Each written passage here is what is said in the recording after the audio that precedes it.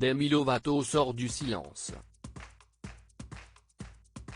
Rescapée d'une terrible overdose en 2018 qui aurait pu lui être fatale, la chanteuse s'est confiée à propos de ses démons dans le documentaire Dancing with the Devil, dans lequel elle lève le voile sur ses addictions, mais aussi, les agressions sexuelles qu'elle a subies. En effet, l'artiste a tout d'abord révélé avoir été violée le soir de son overdose par son dealer. Quand ils m'ont trouvé, j'étais nu, bleu. J'ai été littéralement laissée pour morte après qu'il ait profité de moi. Quand je me suis réveillée à l'hôpital, ils m'ont demandé si nous avions eu des relations sexuelles consenties. J'ai eu un flash où je le voyais sur moi.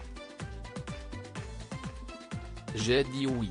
Ce n'est qu'un mois après cette overdose que j'ai réalisé, tu n'étais pas en état de prendre une décision consentie, a-t-elle expliqué. Toutefois, il ne s'agissait pas là du premier viol subi par Demi Lovato comme elle l'a précisé dans ce documentaire, dont les 2 premières parties seront dévoilées le 23 mars prochain sur YouTube. Je sais que ce que je suis sur le point de dire va choquer. Mais quand j'étais adolescente, j'ai été dans une situation similaire. J'ai perdu ma virginité dans un viol, a ainsi confié la chanteuse, avant de donner davantage de détails.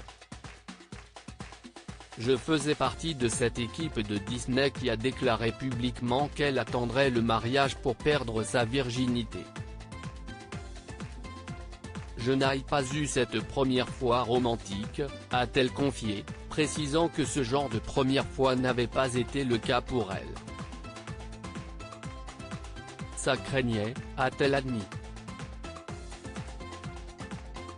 Demi Lovato contrainte de voir tout le temps son agresseur tandis qu'elle n'avait jamais fait part publiquement de ce viol auparavant. Demi Lovato n'a pas révélé l'identité de la personne par qui elle dit avoir été sexuellement agressée, mais précise toutefois qu'elle a dû par la suite voir cette personne tout le temps. Alors j'ai arrêté de manger et je me suis débrouillée autrement, a-t-elle confié, elle qui souffre depuis plusieurs années de troubles alimentaires. Après quoi, la chanteuse explique avoir finalement décidé de parler de ce qui lui est arrivé à des adultes, précisant cependant que son agresseur lui n'a jamais eu des nuits pour cela.